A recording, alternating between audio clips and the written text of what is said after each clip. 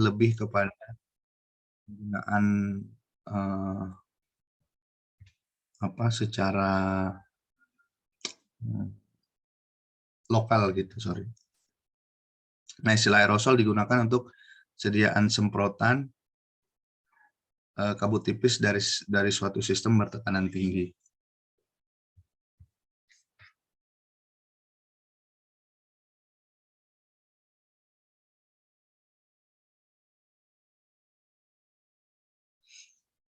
Oke, kemudian ini ya, jadi kesediaan aerosol itu keuntungannya adalah dia mudah digunakan, mudah melepaskan zat aktif dari sediaan, efikasi dari zat aktif jadi lebih baik gitu ya. Keseragaman dosis bisa dicapai karena kan nanti kalian gunakan katup semprotan yang itu bisa mengontrol besaran jumlah gas atau kabut yang nanti dihembuskan. Kemudian onsetnya cukup cepat, terhindar dari first pass effect ya, karena kan dia tidak melalui penggunaan obat konvensional seperti melalui saluran cerna ya, jadi tidak ada first pass effect.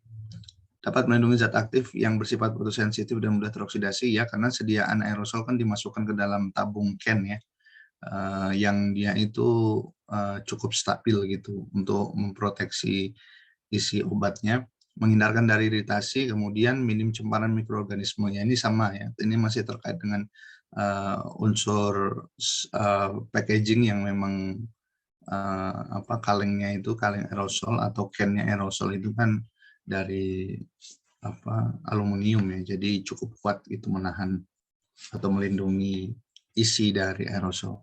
Kerugiannya adalah mahal ya, jelas, karena material tabungnya sendiri aja itu udah mahal gitu ya. Kemudian teknologi yang dipakai, sehingga nggak heran kalau harga aerosol, sediaan aerosol secara umum itu biasanya mahal. Beberapa bersifat eksplosif ya, karena dia pakai gas bertekanan ya, karena di dalam situ ada propelan dan propelan itu mudah terbakar. Kemudian tidak semua formulasi bisa menggunakan prinsip sediaan aerosol ya. Ada hanya tertentu saja yang bisa dibuat aerosol.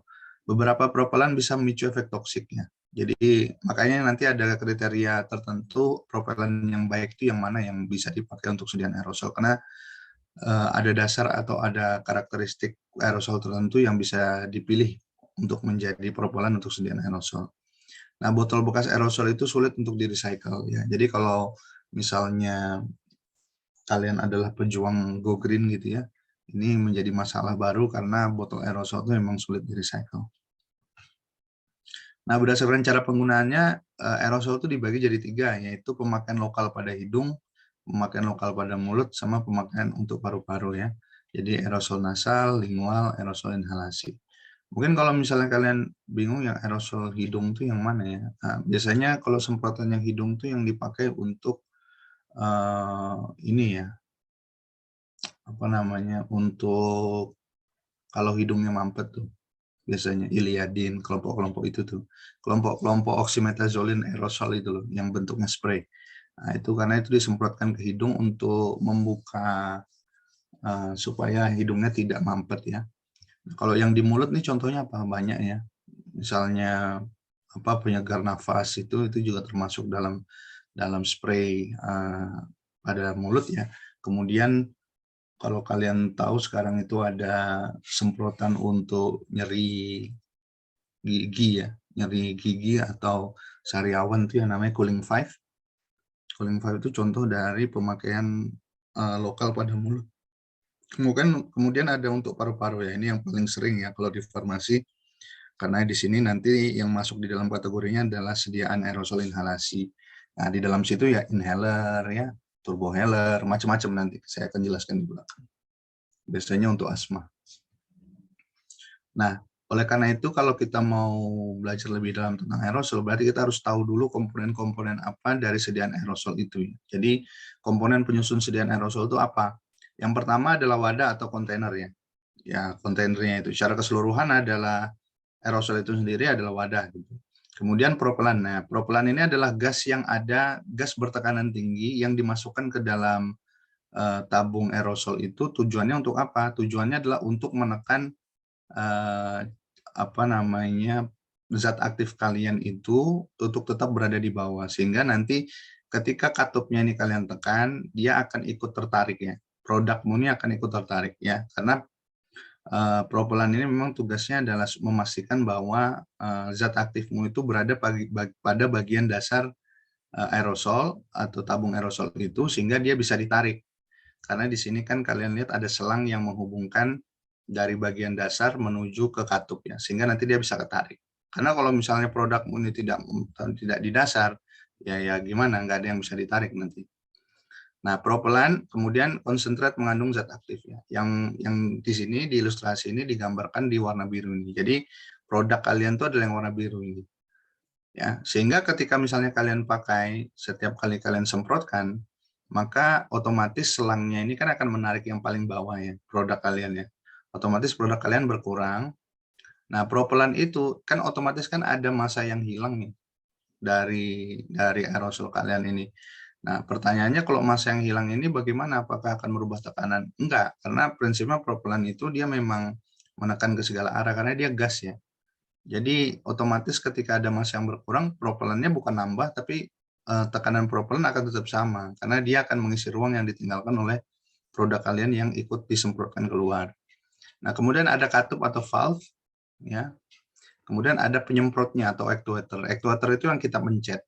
Jadi kalau katup itu adalah keseluruhan yang menghubungkan selang dengan semprotan atau penyemprot, sedangkan actuator itu adalah penyemprot bagian atas yang biasanya kita pencet.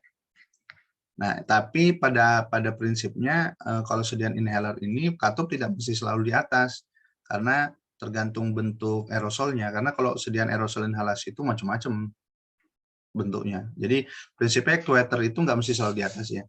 Cuma actuator ini prinsipnya adalah tombol yang dipencet untuk mengeluarkan sediaan aerosol kalian.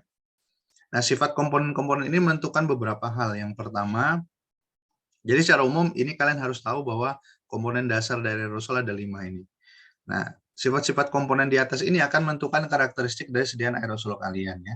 Jadi karakteristik distribusi ukuran partikel itu dipengaruhi juga oleh valve katup ini sama nanti actuator kalian, karena prinsipnya kan kalau aerosol ini setelah dipencet maka nanti cairan ini nanti bentuknya produk ini kan cairan di dalam apa tabung aerosol ini itu akan tertarik melalui selang ini terhubung ke katup tadi kemudian keluar. Nah, sesaat sebelum dia keluar dia akan melalui celah yang sangat sempit sekali gitu, celah actuator ini dari katup dan actuator ini, sehingga ketika nanti dia karena celahnya terlalu kecil gitu ya, cairan tadi akan berubah menjadi kabut karena ukurannya terlalu kecil gitu, karena dia dipaksa untuk keluar gitu ya, dan bentuk kabut itulah yang pada akhirnya nanti seperti semburan spray gitu.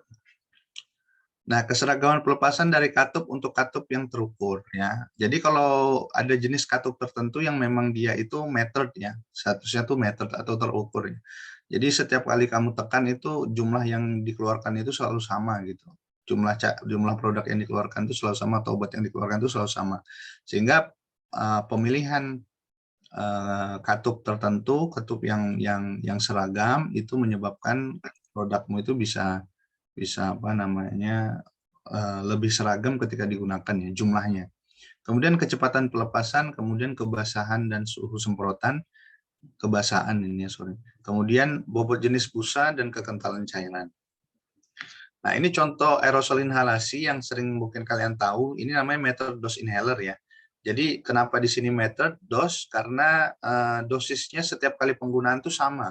Kenapa bisa sama? Karena memang dia menggunakan valve, metering valve ini loh. Jadi katup apa namanya katup yang terukur. Jadi memang dia sudah terstandar ketika kalian tekan penyemprotnya atau actuatornya, maka secara otomatis metering valve ini akan mengeluarkan produk sesuai dengan yang dia setting gitu ya. Jadi setiap kali kamu gunakan itu akan keluarnya sama terus sehingga dosisnya jadi seragam.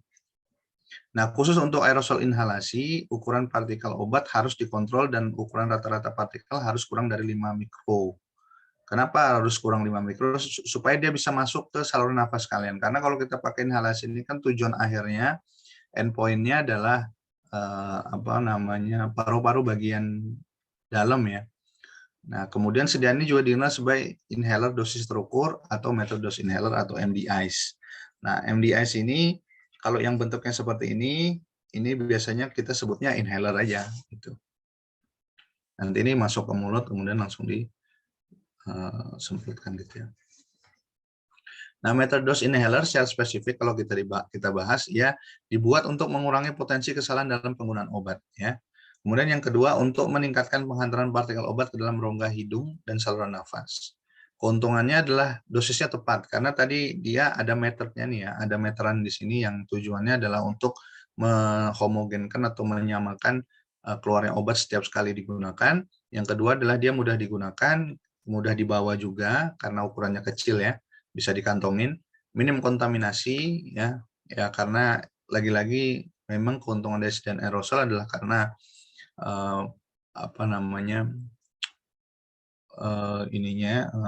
packagingnya atau can-nya tadi, kalengnya tadi itu emang cukup kuat ya untuk menahan produk di dalam.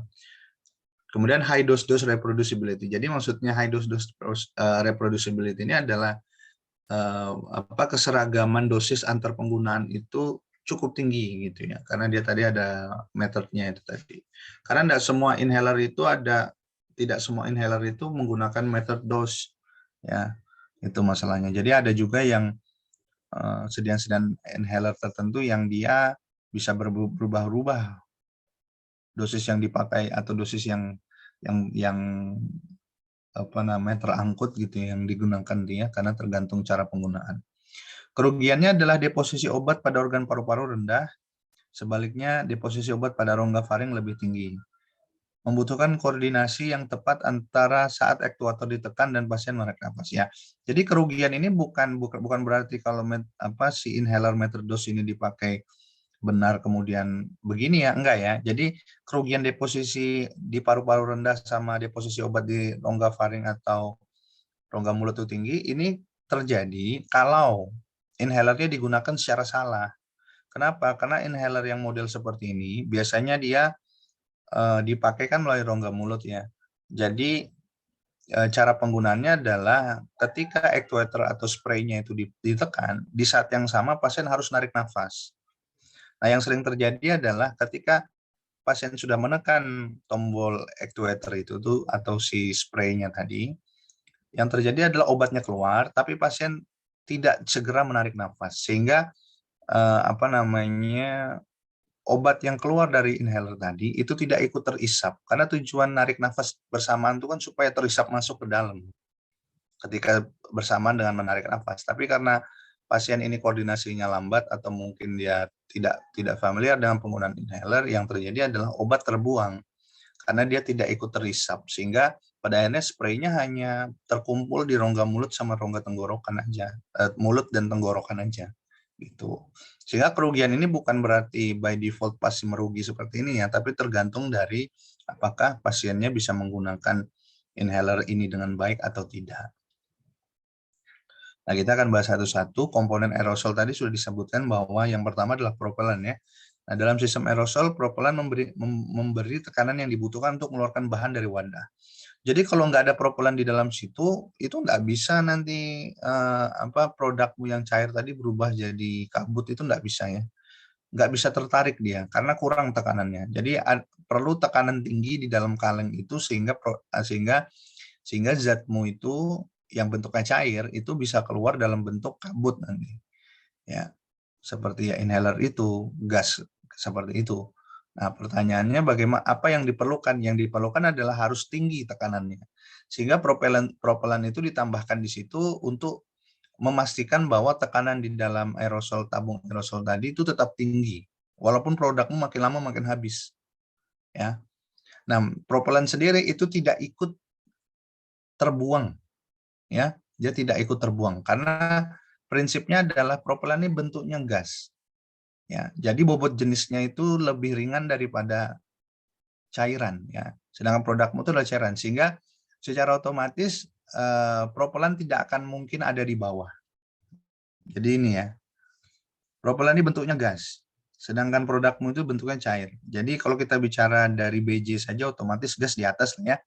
Jadi gas itu akan berada di atas, sedangkan cairan akan berada di bawah. Ini seperti air dan minyak. Jadi air kan pasti di bawah, minyak di atas karena air lebih berat gitu ya. Nah, kalau kalian perhatikan di sini, selang ini nih dia langsung menuju tabung di bagian bawah kan. Tujuannya adalah ketika actuator mau ditekan, maka yang tertarik itu dari bawah dulu. Ya. Sehingga ketika ini ditarik, otomatis sampai produkmu itu, kalau produkmu itu masih ada, maka yang akan tertarik itu hanya produkmu aja, karena propelannya pasti di atas. Nggak mungkin propelannya ada di bawah, karena dia bentuknya gas. Selama produkmu masih ada, nggak mungkin propelannya ada di bawah. Kecuali produkmu habis. Ya, sehingga jangan khawatir bahwa propelannya itu akan kehabisan di dalam tuh karena terbuang-buang. Enggak akan terbuang dia. Selama produkmu masih ada, maka propelannya nggak akan terbuang. Itu sebabnya, dan propelan ini sifatnya dingin.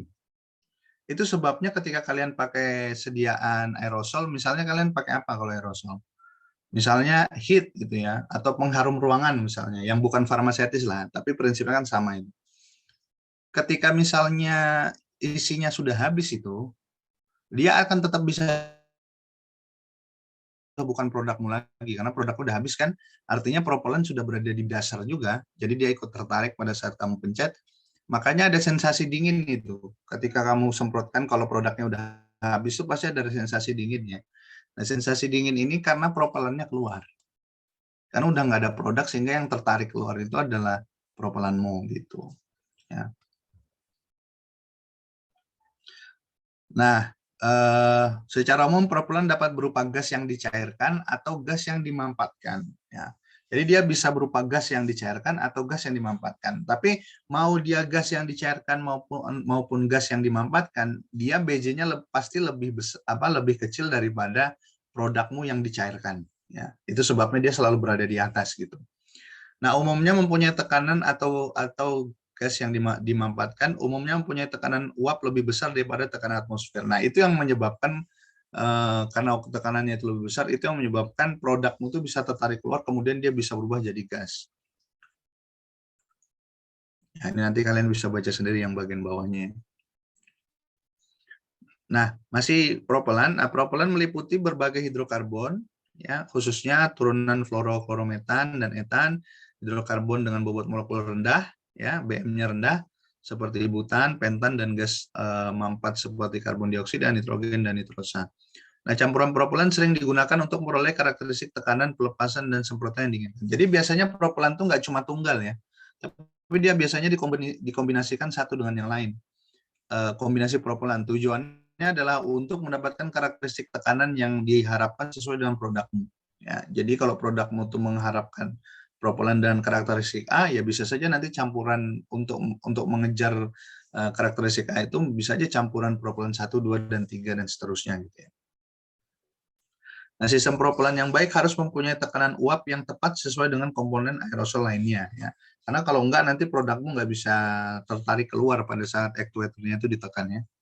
Nah, kemudian jenis propelan seperti yang sudah saya jelaskan sebelumnya tadi, dia diklasifikasikan jadi dua, yaitu yang pertama adalah liquefied gas propellant sama compressed gas propellant. Jadi propelan gas yang dicairkan sama propelan gas yang dimampatkan. Kalau yang dicairkan ini berarti bentuk di dalam tabungmu itu udah bukan gas lagi, tapi dia cair. Tapi tetap aja dia posisinya akan di atas karena BJ-nya lebih rendah daripada PJ produkmu. Yang selanjutnya adalah kalau kompres gas propelan, dia bentuknya sudah sesuai dengan bentuk alaminya, yaitu bentuknya gas. Ya, dimasukkan ke dalam produkmu itu, bersama dengan produkmu itu. Nah, secara khusus yang liquefied gas propelan atau gas yang dicairkan tadi, yaitu bentuknya cair di bawah tekanan tinggi. Ya.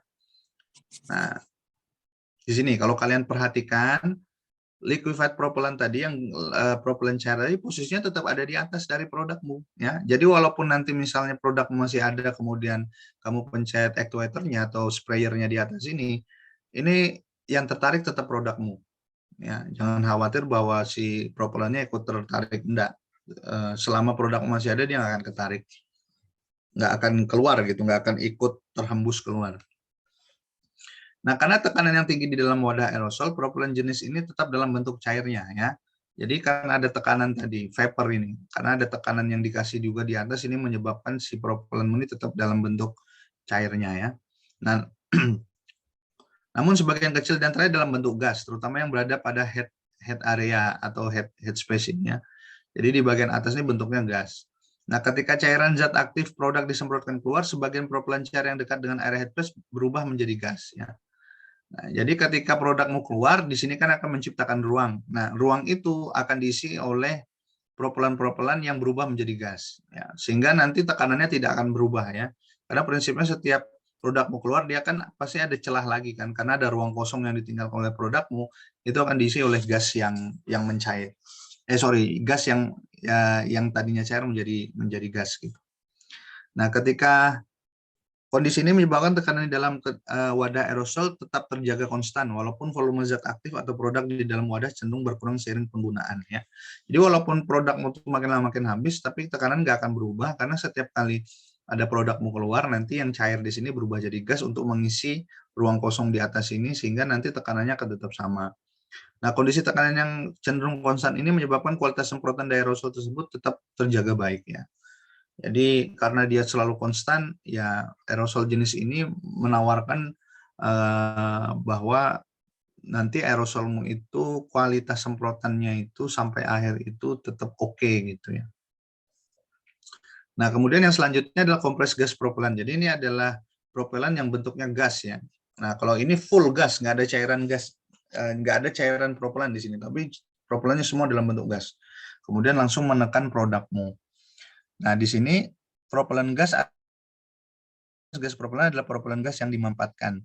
Nah, di dalam wadah aerosol, propelan jenis ini tetap berada pada bentuk gasnya dan berada pada area headspace. Headspace itu di bagian atas. Nah, ketika cairan produk disemprotkan keluar, jumlah gas yang berada di area headspace pada wadah tetap sama. Namun, cairan zat aktif produk yang disemprotkan keluar tersebut meninggalkan ruang kosong di dalam wadah. Akibatnya, tekanan di dalam wadah secara keseluruhan cenderung berkurang seiring penggunaannya. Ini bedanya dengan yang cair tadi. Kalau yang gas dimanfaatkan ini, ketika produkmu itu keluar, maka kan dia menciptakan ruang karena ruangnya itu jadi besar ya. Kayak saya analogikannya gini deh, misalnya di dalam sebuah angkot gitu yang dia muat bagian belakangnya ya, angkot bagian belakang itu anggaplah muat 8 orang gitu. Yang analogikan saja bahwa angkot itu adalah bagian dalam aerosol gitu. Dan anggaplah penumpang itu sebagai isi dari aerosol itu, yaitu gabungan propelan sama cairan produkmu itu. Nah, anggaplah ketika misalnya aerosol itu disemprot, itu kita analogikan saja ada penumpang yang turun dari angkot itu. Sehingga ketika misalnya 8 tadi itu ada yang turun 1, apa yang terjadi dengan ruang di dalam angkot? Ruang di dalam angkot itu tidak berubah. Besaran ruangnya tetap sama. Tapi kan kemudian volume di dalam angkot berubah. Kenapa? Karena ada satu orang yang turun sehingga ada space yang ditinggalkan oleh orang yang turun. Tapi besarnya ruang tetap sama. Nggak mungkin ketika angkot turun, angkotnya jadi mengecil. Maksud penumpang turun, angkotnya jadi kecil kan nggak. Ya kan? Dia nggak berubah ukurannya, tapi ada ruang di dalam angkot itu yang ditinggalkan oleh penumpang yang baru saja turun. Nah, hal yang sama juga terjadi. Ketika misalnya aerosol kalian itu kalian gunakan, kalian semprot 1 kali atau 2 kali selanjutnya, maka makin lama itu makin banyak ruang yang terbuka di situ. Jadi makin banyak ruang yang ditinggalkan oleh produk yang keluar. Nah, berbeda dengan yang liquefied tadi, kalau di kompres gas propelan, ini gasnya itu tidak berubah. Jumlahnya gas, volume gasnya nggak berubah. Cuma karena ada ruang yang hilang tadi, karena produkmu digunakan, sehingga makin lama, tekanan di dalam wadah itu cenderung lebih kecil. Ya, karena gasmu itu otomatis harus mengcover area yang lebih besar gitu. Ya. Sehingga makin lama penggunaan kalau kompres gas propelan ini nanti tekanan di dalam aerosolmu jadi lebih kecil karena makin lama makin banyak ruang yang kosong karena produkmu dipakai terus kan, produkmu habis. Nah, akibatnya apa? Nanti kualitas dari semprotan itu bisa saja berubah seiring dengan habisnya produkmu. Nah, kalau aerosol yang liquefied tadi, walaupun di sini itu nanti akan ada produk yang keluar, tapi space yang diberikan atau yang diakibatkan oleh produkmu yang dipakai disemprot tadi itu tidak ada masalah, karena nanti yang bentuk cair di sini akan berubah jadi gas, sehingga otomatis jumlah gas propelannya nambah untuk menyesuaikan dengan jumlah dari produkmu yang keluar tadi gitu ya. Cuma di situ aja sih bedanya. Makanya liquefied gas propellant ini biasanya lebih mahal dari sisi cost produksinya ya, ketimbang yang compressed gas propellant. Nah, kalau compressed gas propellant ini paling banyak dipakai untuk non farmasetis ya. Jadi kalau yang dipakai untuk apa itu semprotan nyamuk gitu ya, atau semprotan serangga atau pengharum ruangan tuh biasanya pakai compressed gas propellant karena dia nggak perlu yang kayak liquefied ini. Nah, tipe-tipe propellant itu ada tipe 1 propellant A, ada tipe 2 propellant B ya. Yang tipe A itu adalah liquefied atau yang bentuknya cair ya, gas yang dicairkan. Sedangkan kalau tipe 2 itu adalah gas yang tetap dalam bentuk gas terkompresi. Nah, yang tipe yang liquefied gas ini pun dibagi dua, ada yang dipakai untuk penggunaan oral dan inhalasi, ada juga untuk penggunaan topikal. Kalau yang oral itu biasanya yang dipakai adalah trichloromonofluorometan sama difluorometan ya. Nah, kalau propelan ini biasanya dia ada notasinya ya. Jadi dia ada apa namanya? Penamaan sendiri, ada sistem penamaan sendiri. Contohnya trichloromonofluorometan itu dia pakai propelan 11 dan dichlorofluorometan ini biasanya propelan 12. Sehingga di bagian komposisi itu ketika dituliskan biasanya dia udah pakai nama-nama khususnya ini ya. Jadi propelan 11, propelan 12, propelan 13 dan seterusnya. Sedangkan kalau yang topikal itu biasanya pakai hidrokarbon. Kalau yang tadi untuk oral dan inhalasi pakainya hidrokarbon terfluorinasi ya. Nah, kalau topikal biasanya pakai hidrokarbon murni gitu, jadi propan, butana dan seterusnya. Sedangkan kalau yang kompres gas propelan itu ada gas yang termampatkan ya. Yang pertama biasanya pakai nitrogen, karbon dioksida dan seterusnya. Oke. Nah, kemudian ada yang namanya CFC, klorofluorokarbon. Ini propelan pilihan untuk aerosol inhalasi. Tapi sekarang sudah banyak discourage ya, atau jarang dipakai lagi karena dia merusak lapisan ozon. CFC ini juga yang sering dipakai di kompresor-kompresor itu ya. Kalau contohnya kompresor itu dipakai itu biasanya di kulkas gitu ya, di AC. Ini sudah jarang sekali dipakai karena dia merusak lapisan ozon ya. Nah, keuntungannya apa? Zatnya ini inert secara kimiawi, toksisitasnya rendah, tidak mudah terbakar, daya eksplosifnya rendah. Nah, cuma harganya mahal ya, kerugiannya merusak lapisan ozon. Contohnya apa?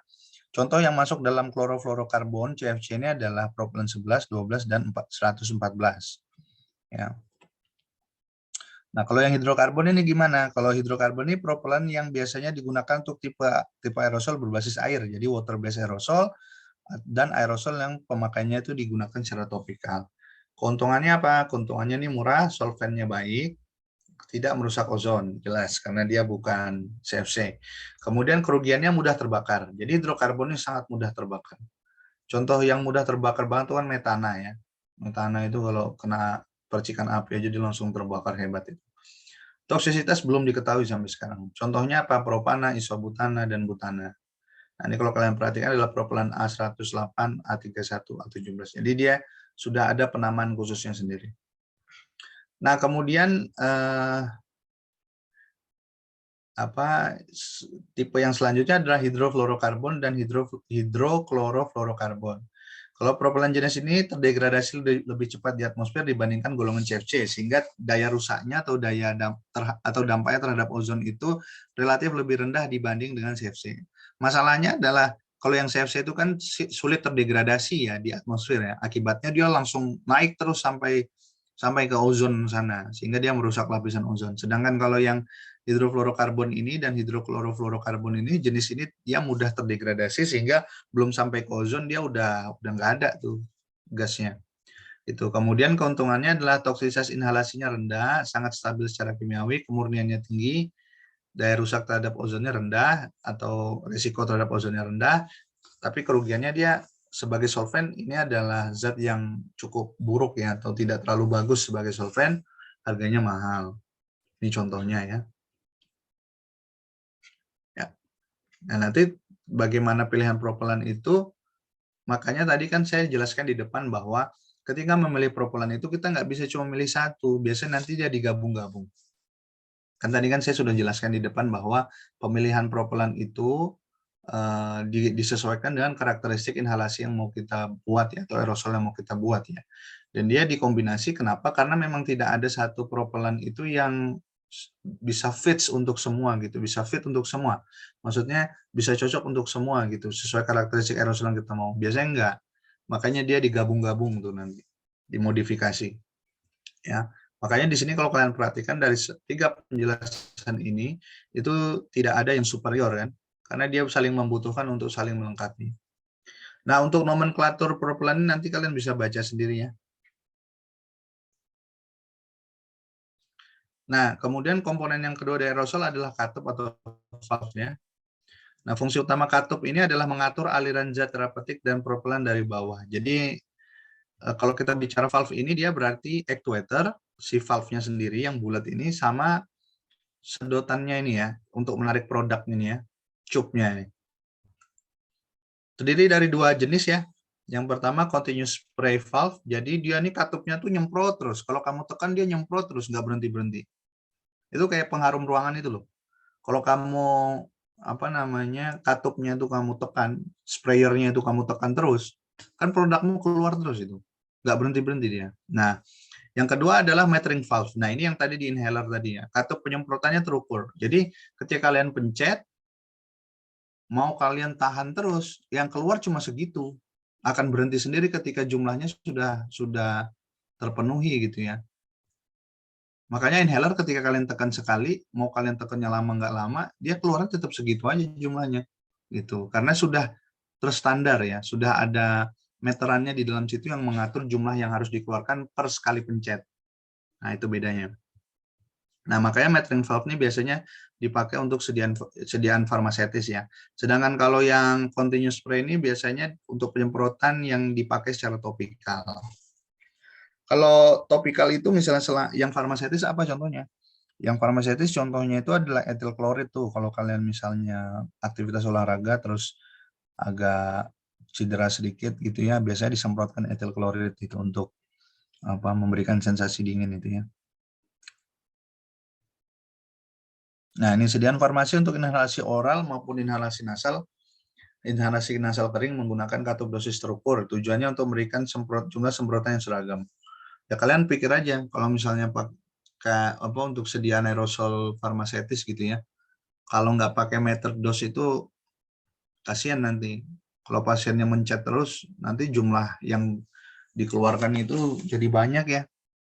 Dosisnya bisa nggak seragam. Hari ini dia pakai misalnya nyemprotnya beda dengan yang besok, bisa beda itu jumlah yang dia terima itu dosisnya itu ya.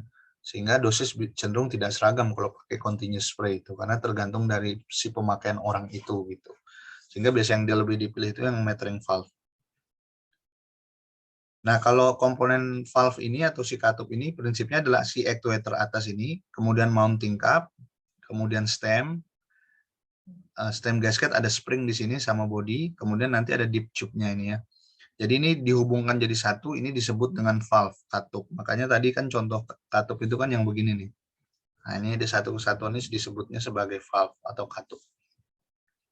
Kalau deep tube ini adalah selang yang dihubungkan ke bagian produk yang tujuannya adalah sebagai lorong untuk mengeluarkan produk.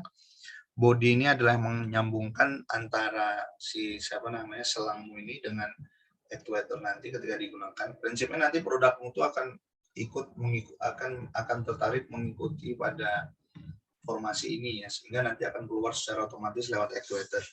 Nah, tujuan spring di sini tujuannya untuk apa? Spring di sini itu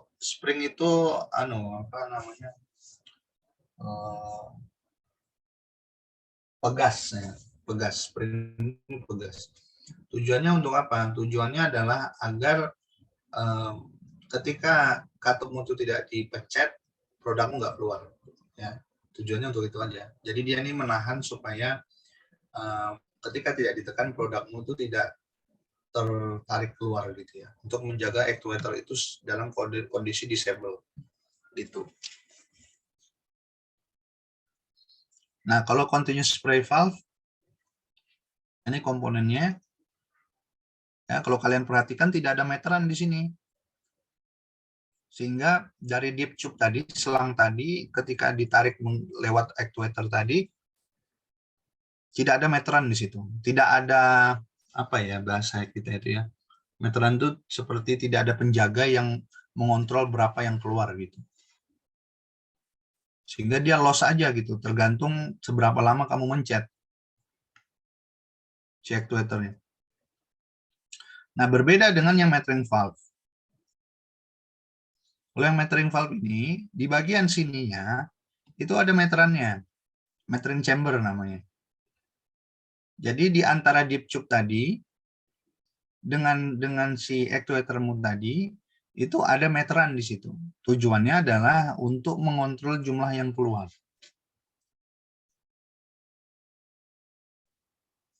Gitu ya. Nah, metering valve metering chamber inilah yang kemudian bertugas mengontrol jumlah yang keluar setiap kali penggunaan, jumlah obat yang keluar setiap kali penggunaan. Nah, berapa yang dikeluarkan, berapa jumlah yang dikeluarkan per sekali penggunaan itu dikontrol dengan meter tadi, metering chamber ini. Maka pemilihan metering chamber ini menentukan nanti berapa dosis yang keluar setiap kali penggunaan, ya, gitu ya. Nah, selanjutnya adalah actuator atau penyemprot, ya. Ini adalah bagian akhir dari aerosolmu yang tujuannya memang untuk mengeluarkan, adalah bagian terakhir dari katup yang tujuannya adalah untuk mengeluarkan produkmu, ya.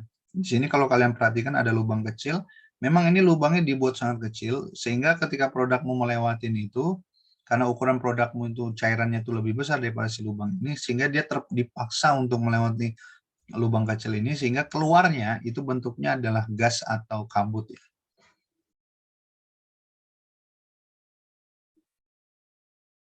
Nah, actuator ini menentukan juga karakteristik dari aerosol, spray aerosol yang keluar. Karena bisa saja nanti yang keluar itu bentuknya spray, ya. Biasanya untuk topikal, bisa juga bentuknya foam. Apa bentuknya busa, bisa juga bentuknya solid steam, ya, misalnya ointment nih. Ada juga. Jadi ketika dipencet actuatornya bukan gas yang keluar, tapi malah bentuknya adalah salep. Ada itu. Nah, ada juga special actuator yang digunakan tujuan khusus, misalnya pada area-area tertentu ya, untuk rongga hidung, rongga mulut, gigi, dan mata. Sehingga actuator ini penyemprotnya walaupun dia bagian akhir, dia akan menentukan karakteristik dari hasil semprotanmu itu ya. Gitu. Kemudian komponen yang selanjutnya adalah wadah ya. Yang terakhir, ya biasanya ini terbuat macam-macam nih, ada kaca, plastik, atau logam. Tapi biasanya paling banyak itu kalau kanister itu ya dari aluminium biasanya, dari logam. Nah, wadah kaca ini dirancang bisa juga karena ada etil klorid itu yang bentuknya kaca ya. Nanti kalian bisa searching tuh di Google tuh. Ada itu, etil klorid itu nggak semuanya bentuknya dari apa, nggak semua wadahnya dari logam. Ya, nggak semua bahannya itu dari kanister ya. Tapi ada juga yang dia dari kaca, benar-benar kaca itu. Makanya harganya relatif mahal. Kalau nggak salah etil klorid yang versi kaca itu 200, hampir 250.000 itu harganya. Kecil aja bendanya. Sedangkan kalau yang pakai gas logam aluminium itu lebih murah, kayak setengahnya atau bahkan mungkin sepertiga dari harga yang kaca. Nah, dia juga nggak sembarang logam ya, tapi logam-logam yang tahan karat atau dia aluminium atau baja yang dilapisi timah. Jadi dia tak anti karat lah.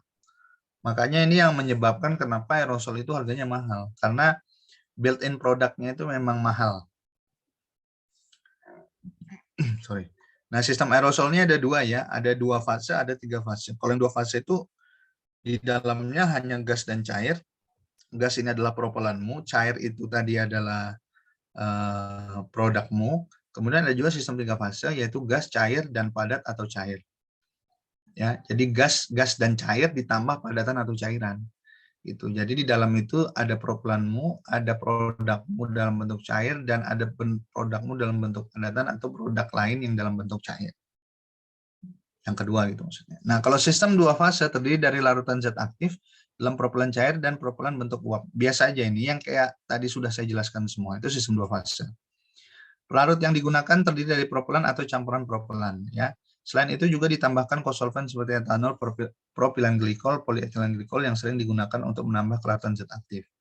Nah, sedangkan kalau yang 3 fase ini terdiri dari suspensi atau emulsi zat aktif ya. Bedanya di sini adalah kalau di sini tadi bentuknya larutan, sistem 2 fase, kalau di sini kan sistem 3 fase ini bentuknya bisa suspensi atau emulsi. Nah, di sini makanya di sini tulisannya padat atau cair. Karena kalau yang padatan ini berarti cair dan padat itu berarti suspensi, kalau cair dan cair itu berarti emulsi.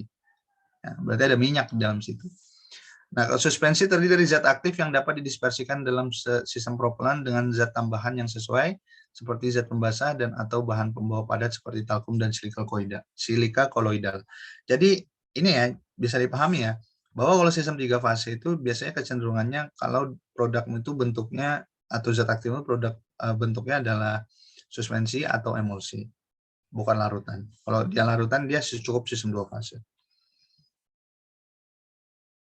Nah, di sini tipe sistem aerosol itu ada sistem larutan yang tadi 2 fase, water based system, kemudian suspension or dispersion system, ya ini bisa suspensi atau emulsi. Kemudian ada sistem foam, tapi ini kita nggak bahas ya, karena kalau yang farmaseutis jarang yang foam, sama intranasal aerosol. Nah, kemudian kita masuk ke formulasi aerosol. Secara umum untuk formula aerosol itu sederhana saja, jadi dia terdiri dari 2 komponen utama, yaitu produkmu dan propelan. Udah itu. Makanya formulasi aerosol ini cenderung simple. Karena komponen cuma 2 yang di dalam tabung tadi kan, cuma produkmu yang dalam bentuk konsentrat ya, berisi zat aktif atau campuran zat aktif dengan tambahan bahan lain seperti solvent, surfaktan dan antioksidan dan seterusnya. Kemudian yang kedua komponennya adalah propelan ya. Propelannya bisa tunggal atau campuran, tapi paling sering itu campuran. Dari beberapa propelan untuk memperoleh tekanan, kelarutan dan ukuran partikel yang sesuai. Ya, cuma ada 2 itu. Nah, aerosol itu dapat berupa kabut tipis, wet spray, busa, semi solid, suspensi dan emulsi. Tergantung dari apa? Tergantung dari propelan yang dipakai, tergantung dari actuator yang dipakai. Tadi sudah saya jelaskan sebelumnya di atas. Nah, di sini. Kalau sistem 2 fase, ini kan tadi yang solution system ya. Kenapa 2 fase disebut solution system? Karena dia cuma ada gas si propelan sama si produkmu dalam bentuk cair. Nah, produkmu dalam bentuk cair itu ya berarti kan larutan bentuknya. Nah, di sini sistem 2 fase itu biasa disebut juga solution system. Karena kalau larutan itu kan bahasa Inggrisnya juga solution ya. Jika zat aktif larut di dalam propelan yang akan digunakan, maka tidak perlu menggunakan tambahan solvent. Jadi kalau zat aktifmu itu langsung larut di dalam propelannya, nggak usah ditambah. Nggak usah ditambah solvent. Tapi kalau misalnya dia nggak larut, zatmu tuh secara kelarutannya tidak larut di dalam propelan yang dipakai, maka kamu perlu menambahkan solvent. Ya. Jika dihendaki ukuran partikel aerosol yang besar saat penyemprotan, maka tekanan uap pada sistem perlu diperkecil. Ya, jadi makin besar tekanan propelan yang di dalam gasmu itu, makin kecil ukuran dari spraymu. Ya, ukuran partikel aerosolnya itu makin kecil. Sebaliknya, kalau tekanan di dalam tabungmu itu, tabung aerosolnya itu makin rendah, itu makin besar nanti ukuran aerosol yang keluar, ukuran partikel aerosol yang dikeluarkan dari actuator atau penyemprot itu. Ya, itu bisa dipahami ya. Itu sebabnya kenapa yang continuous spray tadi itu jarang dipakai untuk farmaseutis, karena makin lama nanti ukuran partikel spraymu tuh jadi lebih besar itu, karena makin lama kan kalau yang kalau yang sistem apa tadi yang kompres gas itu, yang propelannya kompres gas itu kan makin lama tekanannya makin turun, makin kecil, sehingga resikonya adalah ukuran partikelmu jadi lebih besar. Makanya yang liquefied itu lebih banyak dipakai. Nah, salah satu cara yang dapat dilakukan adalah dengan menambahkan solvent yang kurang volatil seperti etanol dan sebagainya. Ini tujuannya adalah untuk menjaga supaya tekananmu itu tidak langsung turun drastis itu ketika produk habis, terutama kalau pakai yang gas propelan. Yang kompres gas. Nah, penggunaan propelan bergantung pada tipe aerosol yang dibuat, yaitu 5% untuk aerosol tipe busa atau 95% untuk aerosol tipe inhalasi. Jadi kalau busa, itu propelannya kecil aja yang perlu dipakai, karena ya kan kita pengennya dia bentuknya busa kan, bukan partikel kecil kan. Sedangkan kalau yang tipe inhalasi yang farmaseutis yang dipakai untuk inhalasi, itu di dalamnya itu propelannya bisa sampai 95% itu ya. Nah, secara umum formula untuk aerosol sistem 2 fase itu seperti ini. Jadi zat aktifnya antara 10 sampai 15%, bahkan ada yang 5% saja. propelannya nanti add sampai 100%. Jadi propelannya ini bisa saja 80, 85, 80 sampai 95% lah. Ya, ini kalau kita bicara yang farmaseutis. Nah, ini contoh-contoh formulasinya. Ya, di sini proterenol, kemudian asam ascorbat, etanol, propelan. Ascorbic acid ini tujuannya untuk apa? Karena dia sebagai tadi ya untuk reduktor. Nah, inhalasi aerosolnya ini contohnya gini. Nah, kalau yang hidrokarbon topikal contohnya seperti ini formulanya. Nah, kalau formulasi water base ini enggak usah ya. Kita enggak usah bahas ini. Yang suspensi aja ini kita bahas. Nah, aerosol jenis ini mendispersikan zat aktif menggunakan propelan tunggal atau campuran, dapat ditambahkan surfaktan, jelas karena ini suspensi ya, karena dia bukan larutan, berarti dia butuh surfaktan atau suspending agent untuk meningkatkan stabilitas dispersi dari partikel yang ada di dalam, jadi si obatmu tadi. Umumnya aerosol ini digunakan untuk inhalasi. Ini contohnya di bawah ini formulanya. Kalau kalian perhatikan di sini propelannya dia pakai 2 ya, 114 dan 12. Ini obatnya adalah epinefrin. Nah, kalau kalian perhatikan di sini epinefrinnya berapa ini? Cuma 0,5% aja ini. Ya. Sedikit ya. Makanya yang bikin berat dari apa namanya? Inhalasi yang sediaan inhalasi aerosol yang kalian beli itu sebenarnya adalah si propelannya, karena isi di dalamnya itu sedikit sekali. Tiba-tiba habis aja. Ya iya kali, kalau nggak mungkin juga kalau misalnya sediaan aerosolmu misalnya kayak parfum pengharum ruangan itu sebesar itu gitu ya, misalnya Glade atau apa gitu, kalian beli itu besar gitu, ya nggak mungkin semuanya isinya sebanyak itu kan, isinya semua produknya nggak mungkin, pasti sebagian besar tetap propelannya, makanya cepat habis ya. Sama dengan yang ini tadi, di sini kan zat aktifnya ini kan si isoproterenol ini cuma 0,25. Sedangkan isinya itu adalah propelan 63,9, propelan 12, dia nggak pakai. Berarti kalau propelan 12 kayak gini, dia cuma 1, ini berarti kompres gas ya. Makanya dia tambahin etanol di sini, tujuannya adalah seperti ini tadi. Kalau kita mau tujuannya adalah untuk menjaga tekanan di dalam ruang, di dalam chambermu itu, di dalam aerosol tadi itu tidak berkurang gitu ya, tidak berkurang walaupun produkmu habis. Makanya perlu ditambahkan solvent yang kurang volatil sehingga ruang di dalam chamber aerosolmu itu tidak kosong-kosong amat gitu, sehingga penurunan tekanannya itu tidak drastis. Makanya ditambahin etanol dalam jumlah besar ini. Ya. Nah, stabilitas fisik dari sistem, kembali ke sistem suspensi ya. Stabilitas fisik dari sistem dispersi ini bergantung pada kecepatan aglomerasi dari partikel suspensinya. Nah, aglomerasi ini meningkat seiring peningkatan suhu dan dipengaruhi pula oleh ukuran partikel. Kalau ukuran partikel lebih dari 50 mikron cenderung mudah teraglomerasi. Aglomerasi dapat menyebabkan katup aerosol menjadi macet, akibatnya dosis menjadi tidak seragam. Ya, karena kan kalau suspensi itu kan ada padatannya ya, makanya bisa aja bikin macet. Pada beberapa kasus dapat menyebabkan kerusakan pada katup. Ya. Menggunakan isopropyl myristat dan mineral oil dapat menurunkan aglomerasi.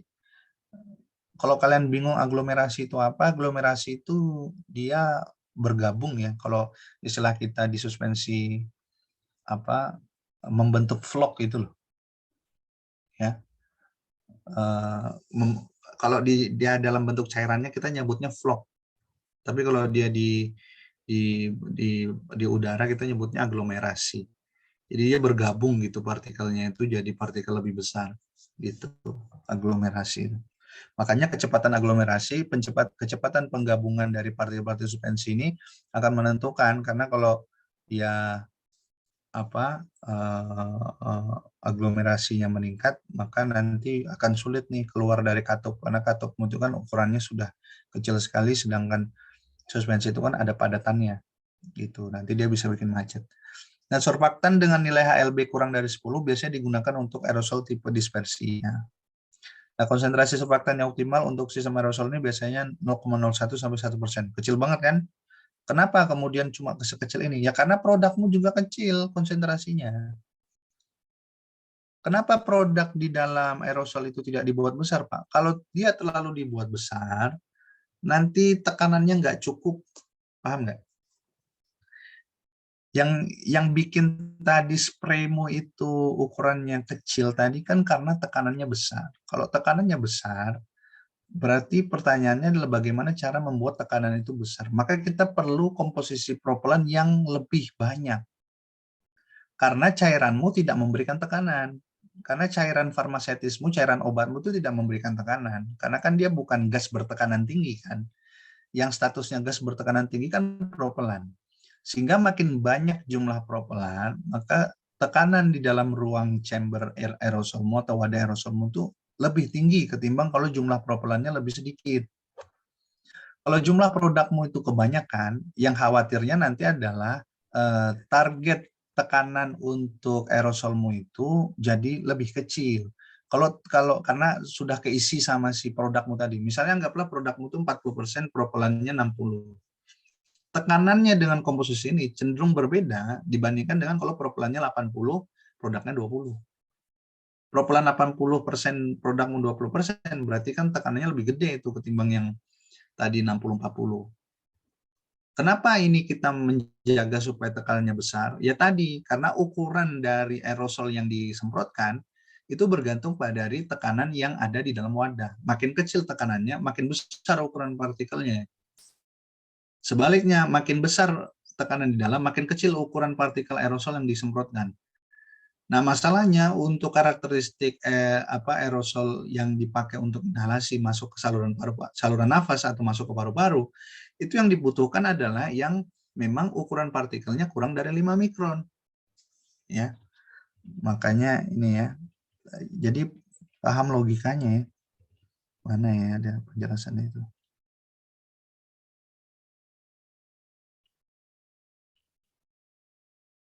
Nah, ini ya. Ukuran partikel obat harus dikontrol dan ukuran rata-rata partikel harus kurang dari 5 mikrometer. 5 mikron. Kalau enggak, nanti dia nggak bisa masuk ke saluran paru. Tidak bisa terdeposisi lebih banyak di dalam saluran paru atau di dalam paru-paru bagian dalam. Nah, dan itu bergantung dari tekanan di dalam wadah.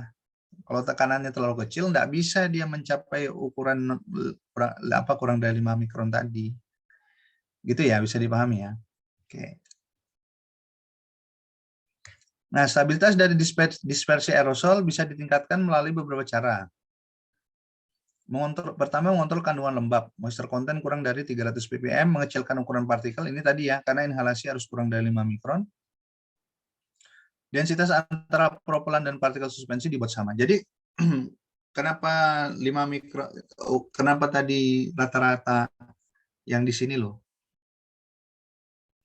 Kenapa sih dia ada yang bahkan 95% ya, maksudnya propelanmu tuh bisa 80% sendiri gitu sampai 95%, sedangkan zat aktifmu tuh 5%-an sampai 15%, bahkan tadi ada yang cuma 1% aja. Tujuannya adalah untuk mengejar ukuran kurang dari 5 mikron ini, biar tekanan di dalam itu besar sehingga menghasilkan ukuran partikel yang di bawah 5 mikron. Kalau jumlah produkmu lebih besar, propelannya jadi lebih dikit. Kalau jumlah propelan makin dikit, tekanannya makin kecil di dalam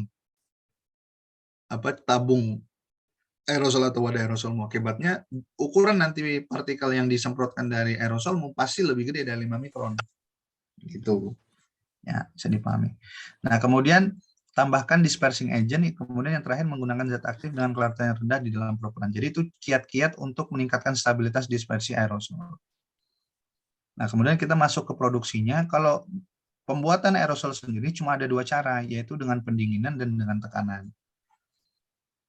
Nah, kalau dengan pendinginan, itu prinsipnya pengisian dengan pendinginan itu intinya konsentrat umumnya didinginkan sampai suhu di bawah 0 derajat. Ya, konsentrat ini berarti zat aktifmu. Dan propelan dingin diukur dengan wadah terbuka, biasanya didinginkan. Katup penyemprot kemudian dipasang pada wadah hingga bentuk katup kedap tekanan. Selama interval antara penambahan propelan dan pemasangan katup terjadi penguapan propelan yang cukup untuk mengeluarkan udara dari wadah. Ya, ini alatnya. Jadi pengisian dengan pendinginan. Kenapa didinginkan? Ya biar tidak ada proses ini. Kan kalau dengan pendinginan itu kan nanti dia memadat. Tujuannya adalah supaya ya tidak ada yang tervolasi, tidak volatil ya, tidak menguap. Nah, kemudian metode pengisian dan tekanan. Nah, pada metode pengisian dan tekanan ini dapat dilakukan dengan dua cara. Yang pertama adalah konsentratnya ditempatkan dalam wadah dan propelan ditekan melalui lubang katup sesudah katupnya ditutup, atau propelan dibiarkan mengalir di bawah katup, kemudian katupnya ditutup. Ya prinsipnya mau yang salah satu ini, apapun keduanya ini, prinsipnya produkmu udah masuk duluan, baru propelannya ditambahkan di akhir. Nah, pada kedua metode pengisian dengan tekanan tersebut harus diusahakan agar terjadi pengosongan udara dengan alat hampa udara atau dengan penggunaan sejumlah kecil propelan. Kenapa harus dipastikan bahwa ada pengosongan udara di situ? Biar tidak tercampur ada gas lain selain propelan di dalam tabungmu. Karena kalau ada gas lain di dalam tabungmu itu asumsinya adalah gas propelanmu jumlahnya jadi lebih dikit. Sedangkan tidak semua gas itu bertekanan tinggi, itu yang mau saya sampaikan.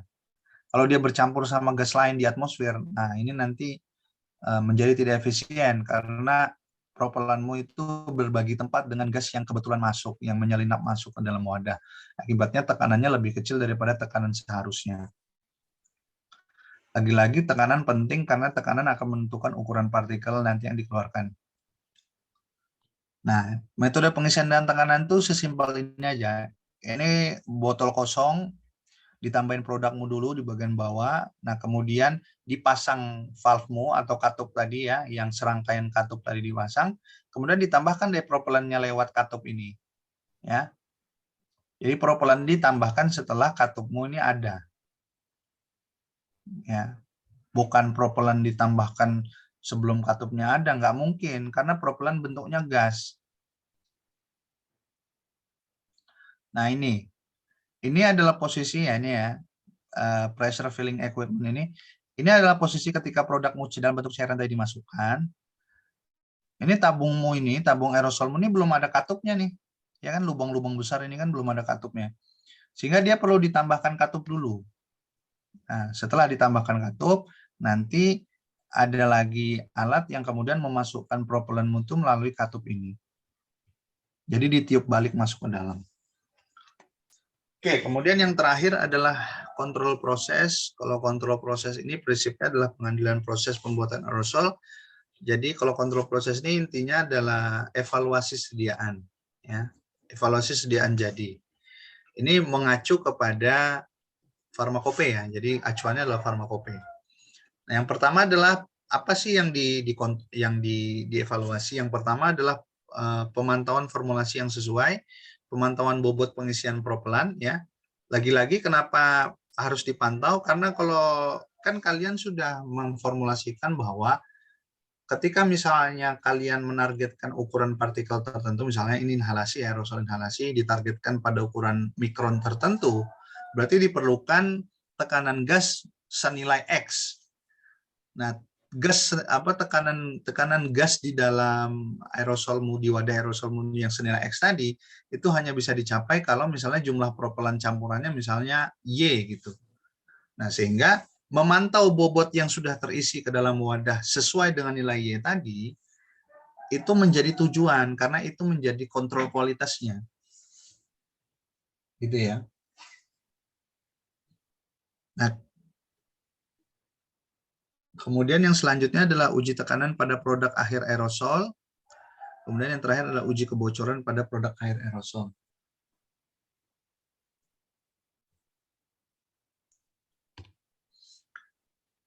Nah, di sini uji isi minimum ya. Jadi uji isi minimum itu nggak cuma untuk salep ya, tapi juga untuk sediaan aerosol ini juga ada. Nanti kalian bisa buka FI 6 halaman 2017. Ini chapter 861. Jadi pengujian dan spesifikasi berikut digunakan untuk sediaan krim, gel, lotion, salep, pasta, serbuk, aerosol, dan sediaan semprot yang dikemas dalam wadah. Jadi uji isi minimum jangan selalu diasosiasikan dengan salep ya. Ya memang masuk di sini krim, gel, salep atau sediaan semi padat, tapi aerosol juga masuk dalam ruang lingkup pengujian ini gitu. Jadi jangan kaget nanti, loh kok aerosol uji isi minimum sih gitu. Jadi ketika kita melihat uji, pengertian satu uji harus dilihat dulu ruang lingkup pengujiannya itu untuk sediaan apa aja. Ya. Kemudian untuk mengurangi pengaruh udara yang terperangkap dalam produk yang dinyatakan dalam volume, penetapan isi minimum menggunakan bobot dari volume dengan menghitung bobot jenis sediaan. Tujuannya adalah penetapan isi minimum bertujuan untuk memastikan bahwa jumlah sediaan yang dimasukkan dalam wadah sesuai dengan jumlah yang tertera pada etiket. Sama prinsipnya dengan kalau kalian uji isi minimum salep itu ya. Nah, secara spesifik ruang lingkupnya pengujian dan spesifikasi berikut digunakan untuk sediaan aerosol, baik aerosol topikal dan inhaler dosis terukur ya. Jadi maksudnya ini meter dose inhaler dan sediaan semprot yang dikemas dalam wadah. Nah, penetapan isi minimum bertujuan untuk memastikan bahwa jumlah sediaan yang dimasukkan itu sesuai dengan yang tertera pada etiket. Nah, kriteria keberterimaannya adalah bobot bersih isi wadah masing-masing dari 10 wadah yang diuji tidak kurang dari jumlah yang tertera pada etiket. Sesimpel itu ya. Nah, prosedurnya ambil 10 wadah, hilangkan semua etiket yang ada ya, yang dapat mempengaruhi bobot pada waktu isi wadah dikeluarkan, kemudian dibersihkan, dikeringkan, dengan cara yang sesuai, timbang satu persatu, keluarkan isi tiap wadah dengan menggunakan cara yang aman, misalnya dengan pendinginan untuk menurunkan tekanan dalam wadah ya. Jadi pendinginan tadi selain untuk mencegah supaya tidak terjadi penguapan, yang selanjutnya adalah untuk menurunkan tekanan di dalam sehingga nanti gasmu tuh tidak kemana-mana gitu. Nah, keluarkan isi yang tertinggal dengan pelarut yang sesuai, kemudian bilas dengan sekecil metanol, panaskan wadah, katup dan bagian lain pada suhu 100 derajat selama 5 menit, dinginkan dan timbang kembali tiap wadah. Nah, disitulah nanti kalian bisa tahu selisih dari wadah kosong dengan wadah yang sudah terisi. Jadi tujuan dari dipanasin, ditambah metanol dan seterusnya ini adalah untuk mengetahui bobot kosong dari komponenmu tadi. Nah, perbedaan antara penimbangan pertama dan penimbangan wadah kedua ya disebut dengan bobot bersih si wadah. Nah, inilah kemudian bobot bersih inilah yang kemudian dibandingkan ya, atau dianalisa. Perhitungan bobot bersih dilakukan pada masing-masing wadah yang diuji. Oke. Kemudian yang uji kedua adalah uji kebocoran. Ini chapter 1211 FI 6 halaman 2102. Ini ruang lingkupnya sama ya. Jadi pengujian dan spesifikasi berikut digunakan baik untuk aerosol topikal dan inhaler. Jadi aerosol topikal bisa, kemudian inhaler dosis terukur juga bisa untuk dilakukan pengujian ini. Prosedurnya adalah pilih 12 wadah aerosol. Jadi yang kalian perlu tahu itu adalah berapa sih jumlah sampel-sampelnya ini gitu ya. Itu yang perlu kalian tahu. Pilih 12 wadah aerosol, catat tanggal dan waktu, ketelitian setengah jam. Timbang masing-masing wadah, ketelitiannya menggunakan miligram dan catat bobot dalam miligram dari masing-masing wadah sebagai W1 atau bobot 1. Biarkan wadah dalam posisi tegak lurus pada suhu kamar selama tidak kurang dari 3 hari. Dan timbang kembali masing-masing wadah. Catat bobot dalam miligram dan masing-masing wadah sebagai W2. Ini bobot kedua. Ini setelah dilihat ya. Makanya di sini ketelitiannya tuh dalam bentuk jam ya, dalam bentuk setengah jam ya, menitan ya. Tujuannya adalah nanti untuk melihat kebocoran itu, jadi membandingkan bobot sebelum pengamatan sama bobot setelah pengamatan gitu. Tentukan waktu T dalam jam, yaitu jangka waktu pengujian. Hitung laju kebocoran dalam miligram per tahun dari masing-masing wadah dan dengan rumus. Prinsipnya adalah tidak mungkin satu wadah itu tidak terjadi proses pengurangan intinya gini, tidak ada wadah yang tidak bocor atau bukan tidak bocor ya, apa nyebutnya. Tidak ada wadah yang tidak mengeluarkan isinya walaupun tidak digunakan. Pasti ada itu, pasti ada kebocoran sedikit-sedikit itu. Tapi tentu kebocorannya sangat kecil sekali atau celah untuk berkurangnya itu kecil sekali, sehingga dalam penyimpanan itu makin lama biasanya dia makin hilang. Sama kayak misalnya saya analogikan dengan ban motor atau ban kendaraan ya. Itu kan ketika kalian isi pertama mungkin misalnya ban motor, misalnya bagian depannya 29 PSI gitu ya tekanannya.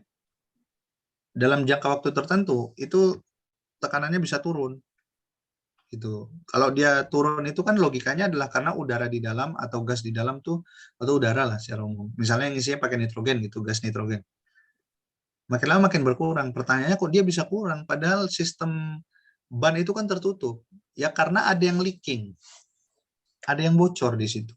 Cuma kan bocornya bukan bocor yang kita maksud bocor ada lubang, bukan. Tapi dia keluar lewat celah-celah kecil-kecil itu. Sehingga dia leaking. Makin lama, seiring dengan bertambahnya waktu, leakingnya makin banyak. Ya kan, jumlah leaking makin banyak, ya berarti tekanannya makin turun. Sehingga ketika kalian cek lagi setelah beberapa waktu ke tukang pompa ban lagi, pasti tekanan ban depanmu tadi yang awalnya diisi sudah 29 PSI itu akan turun, tidak akan 29 PSI gitu. Nah, itu tuh bisa dihitung.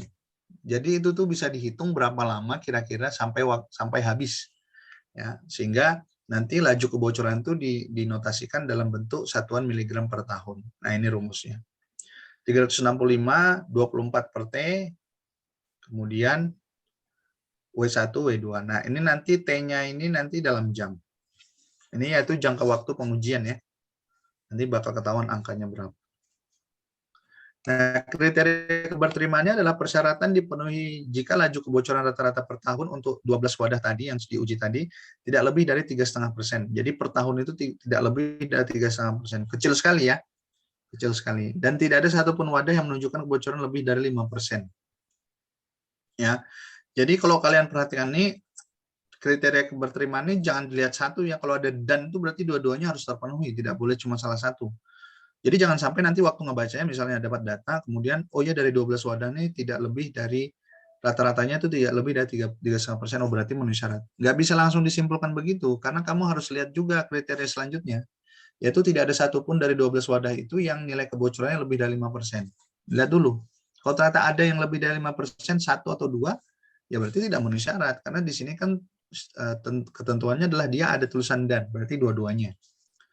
Nah, jika satu wadah menunjukkan kebocoran lebih dari 5% per tahun dan tidak satupun wadah menunjukkan kebocoran lebih dari 7% per tahun, tentukan laju kebocoran dari 24 wadah yang lain. Jadi ditambah.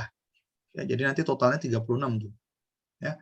Nah, nanti dari 36 itu tidak lebih dari 2 dari 36 wadah yang menunjukkan kebocoran lebih dari 5% pada pemeriksaan yang 24 tadi ya. Isi bersih per tahun dan tidak satupun dari 36 wadah menunjukkan kebocoran lebih dari 7%.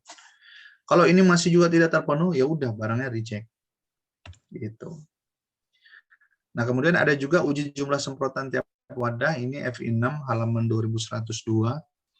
Ini ruang lingkupnya adalah untuk aerosol topikal dan inhaler dosis terukur. Jadi inhaler dosis terukur, prosedurnya ini tentukan jumlah total semprotan pengantaran dengan menghitung jumlah semprotan untuk persiapan ditambah bagian yang digunakan untuk penentuan kandungan semprotan. Nah, persyaratan dipenuhi jika semua wadah atau inhaler yang diuji mengandung tidak kurang dari jumlah semprotan yang tertera pada etiket.